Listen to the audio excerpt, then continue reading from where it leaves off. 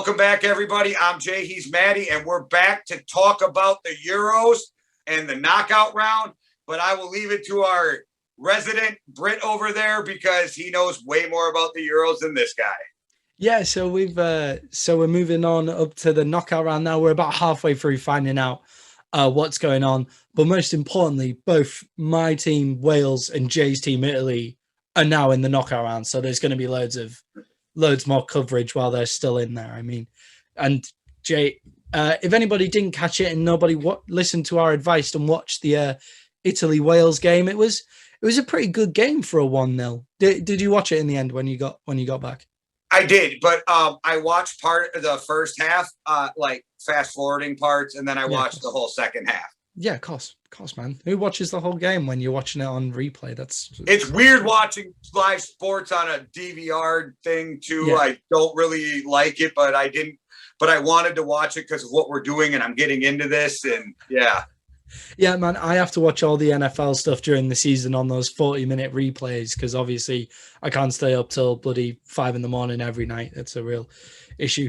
But yeah, it was a really good game. I'm proud of my team Wales for hanging in there and getting what they needed to do done, even though Wales lost 1-0, and it's going to be difficult for people to understand why I'm happy that Wales lost, but only by 1 goal, because you do something called goal difference to get in, and by only losing by 1 goal, and Switzerland beat Turkey by 2 goals, that meant we had a better goal difference during the tournament because Italy smashed everybody else but us 3-0. So, and that 1 goal loss,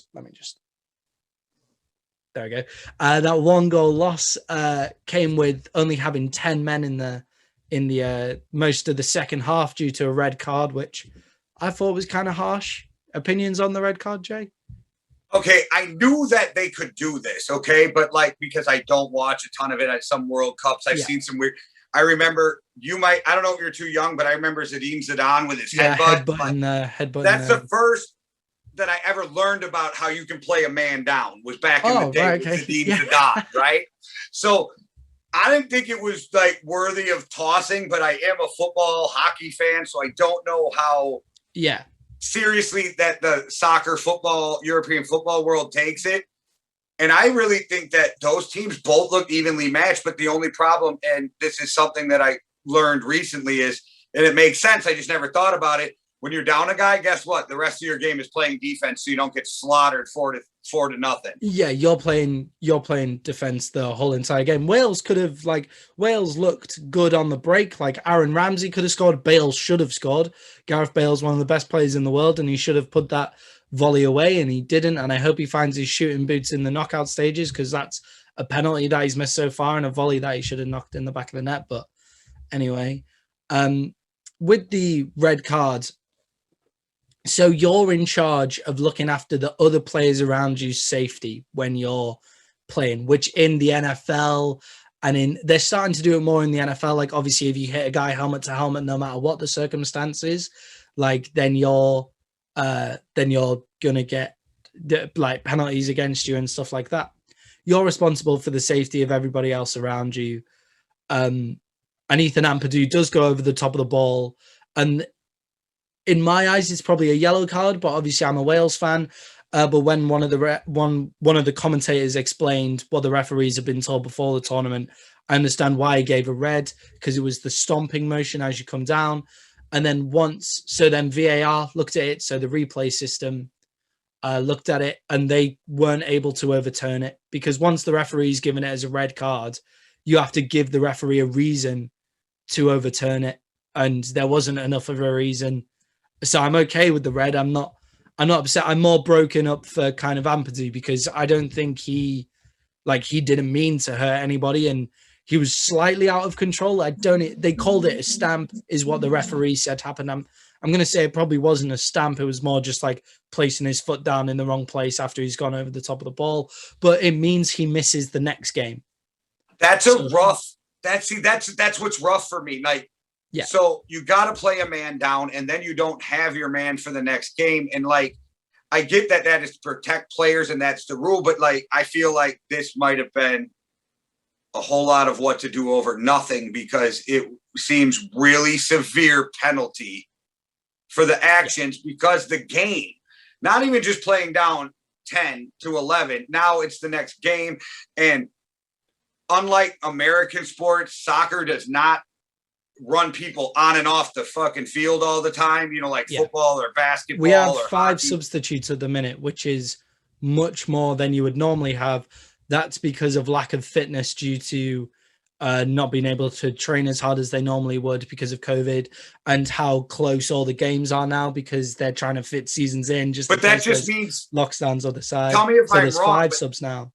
That just means that in European football, your starting 11 are probably way better than the guys on the bench too. So by losing him, you're bringing probably a guy of a lesser talent, or at least experience level onto the field.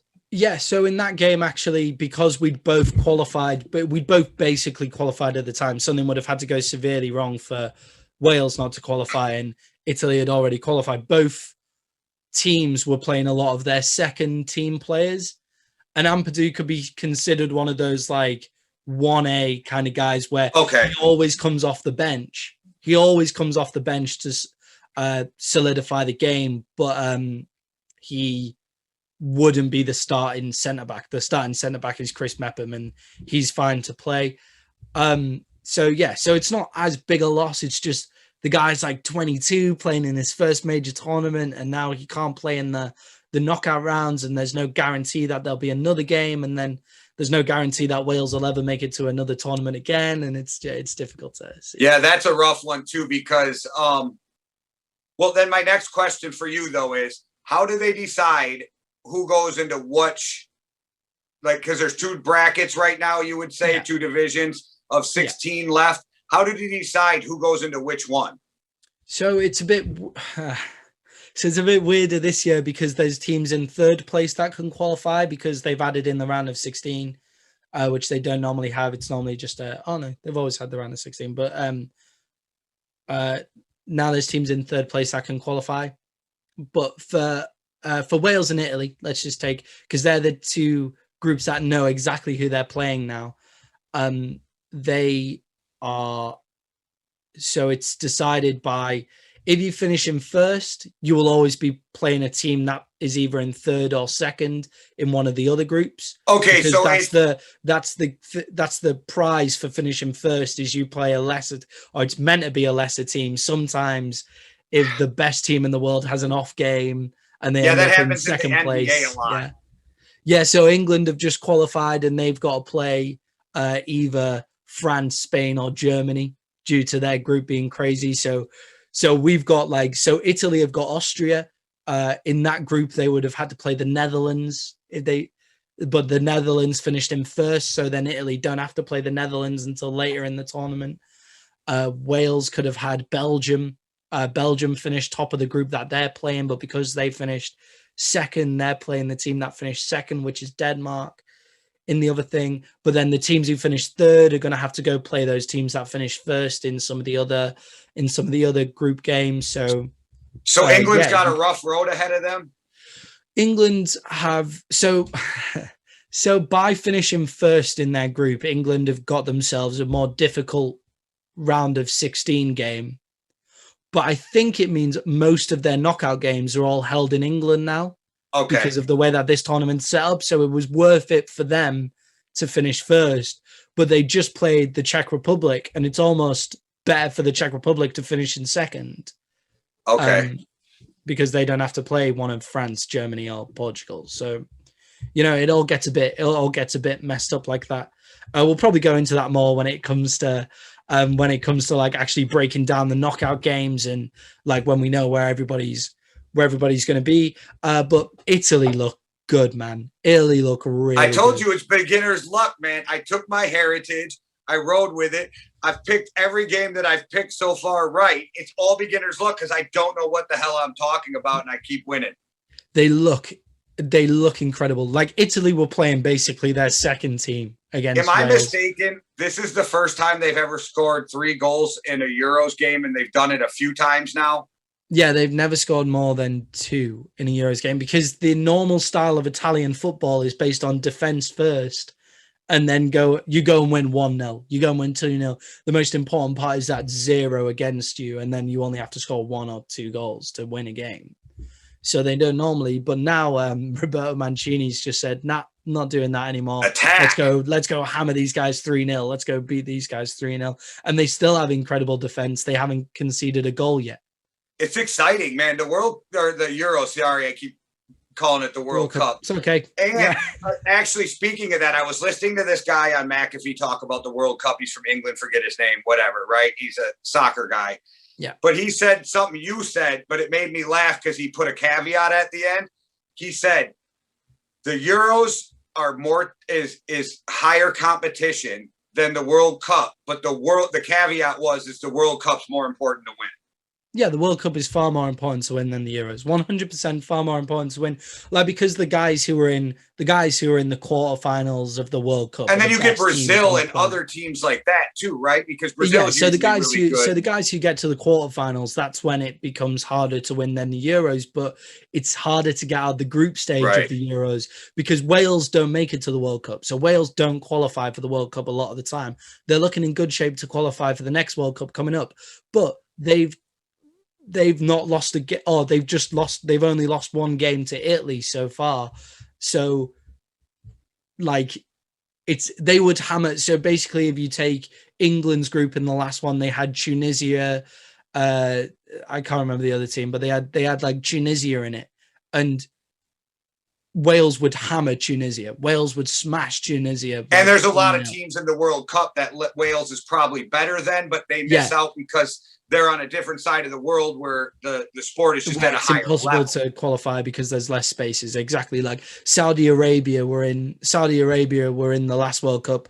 Russia beat Saudi Arabia 5-0 in the World Cup, but in the Euros 2 years before that, Wales beat Russia 3-0. So it's like, okay, it's like Wales is just a good example for that kind of thing. You can take Scotland as well. Scotland are a really good team. Unfortunately, Scotland didn't qualify. But they're a really good team as well that very rarely qualify for the World Cup as well. And so the Euros is a much harder competition. Yeah, it's just easier to make the Euros from my side of the world than it is from your side of the world because the competition level is so much higher. Yeah, like the States will always be in their version of the Euros every time because and to answer your question in the last podcast, it's the CONCACAF Cup and we won it. All right, get in. Does that mean you're in the World Cup? I don't know. I think we are. I think that's what Gumpy said. Gumpy's my soccer guy. Sure. Gumpy on I hope you are. The States are always good fun in the World Cup. I always like it whenever England get anywhere near playing the States. As long as we got rid of Klinsmann, I'm happy. Yeah. Yeah, he was supposed to be the savior of U.S. soccer, and I swear we got worse under him. So I was like, yeah, I think one of my favorite players for Sunderland is actually he's actually from the States. I think he gets in like your States subs bench or like the reserves a lot of the time. He gets in the squad but doesn't actually play a lot of the time. He's called Lyndon Gooch, and he's from California and has ended up living in the northeast of England where it's absolutely freezing cold in like a mining town in the northeast. So, Maddie, before we get out of here, though, give us some, and I know they're not all set yet, but give us some matchups you're looking forward to that we should watch. Yeah, so I would genuinely watch Wales against Denmark. That's going to be a good game of two like mid-tier teams, but like two teams that are a very similar level, like a really, really close level. You don't want to watch teams like just beating the shit out of somebody else, whoever the Dutch end up playing, that's always going to be a fun game to watch. The Dutch are a great team to watch at the minute. They're just like, right, we're just going to go score loads of goals. And if you score more goals than us, like good on you, whatever. Like they're good to watch. But the matchup that I think everybody's looking most forward to over here is whoever England play in the round of 16, whether that's France, Germany, or Portugal, France, Germany, or Portugal, whoever it is. So would Portugal be bigger for worldwide or not? Because I think you'd pick up more U.S. fans just because of Ronaldo. Yeah, I don't. Do you know what? I don't know. I imagine they'd watch it for Ronaldo. If Obviously, Brazil what and would be the Portugal have biggest? very close ties as well, so I don't know whether that ties into it a little bit What as do you well. think would be the biggest match that England could face out of those teams? France or Germany, they're the two biggest rivals. So France is known as the oldest, like the And old isn't rivalry. doesn't Germany usually kick ass in the World Cup too? Germany, France are world champions. Portugal are European champions, and Germany have won the most competitions out of any European team. So Okay, so whoever it good luck. is like they're the Damn, biggest. England, you can't win. Like winning didn't really like help you except for home field. So it's home field advantage, and then it should be easier on this side of the draw technically, but you don't know how Once the you get chips are going to past your fall with all these first third matchup, place you mean? teams. So if you beat one of these guys, you're in a good place to go Okay, on to the final. But that's I how it know. should be. I'm not sure how that's going to be. I keep hearing England fans though, because I've been watching more and more of coverage of it. They start, and I know it's going to sound funny because you guys are better, but starting to sound like America. We believe we can win. They bring that cup or that championship's coming back to England. They do real. every year. Whenever you guys say "I believe that we will win," we have a very similar chant, and it's called "It's coming home" because we that's what I invented keep football. hearing. It's coming home. Yes. So we invented football, so it's like it's coming home. It's coming. That song, home. "I'm coming home." They could play that shit all because the it's time. like it was a football chant from like a long time ago. So whoever England play, because it's in England as well, that's going to be a big deal. This year, it seems like, and this is what people smarter than me are saying, is that English fans really believe it this time, though. Like sometimes it's just said, whereas it's a real belief that it could happen, which is very exciting for England. So I really hope, this is just me for the good of like what I want to talk about in the Euros. I really hope they keep moving on. Yeah, me too. And obviously, I'm half English and half Welsh. Like, I prefer to watch the Welsh team because they're more exciting, because they're worse, which happens a lot. So the Welsh team are more exciting, which means if they go 1-0 up, they've still got to go score more goals because they can't keep hold of the ball as well as like England. So if England go 1-0 up, they just won't give the ball back. But Wales don't have that kind of skill, so they've got to keep going forward, keep on keeping on, but England are an incredible team. There's a lot of wind come out the sails recently of the England fans with that 0-0 draw to Scotland, and England haven't conceded a goal yet, but they've been playing very defensively, and that's irritating England fans. But England fans get irritated at every little thing. England could win 3-0 against anybody and they'd find a way to complain about something. That's just how the punditry of these big teams work. So Spanish punditry is the same, German punditry, French punditry is the same, where it's like your team's expected to go out and hammer everyone like 3-0, 2-0. Like if your teams are those guys, then they're expected to beat everyone. So if they don't absolutely smash everyone, beat the brakes off them, as an American would say, then they've failed a lot of it's the a rough time to some spot of the to be in pundits. as an athlete too, because winning no longer becomes as exciting as trying not to lose, and it's a really weird place to be. But I will say, when the NFL gets over and the Super Bowl's done, I feel this letdown, like this weird little depression for a day or two, where it's like, oh, what do I do for the next how many months? You guys are going to do this to me, and then I'm going to have to fucking wait for the World Cup. You're going to have to wait for the World Cup, man. There's loads of other football. You could just get into the Premier League if you want. Just pick a team. I'm just saying, though, once you get me at this level, I want a U.S. in there now. You know what I'm saying? Because we're ridiculous and we believe we can win. Hey, Israel are in the Euros. I mean, I can't see why the States can't be in it. If we're all just taking people who are culturally the same to us, then let's just do that. Just get the States in it. If they're good enough to qualify, then they qualify, and we'll see. I think that's called a Super League, and that's not okay. Don't get me. I won't get you started. All right, guys. Man. We got anything else, Maddie? I think I just cut you off there. I think we got it. All right, guys. Thanks for watching. And I'm telling you, American fans just of sports, check out the Euros. You will not be disappointed. I just did it for the podcast and I was going to roll with it. And I'm really into it right now. So let's see what happens. All right, guys. Pick a team and support them and just see what happens. Pick a good one now, though. All right, guys. One world, one love. Deuces. Cheerio.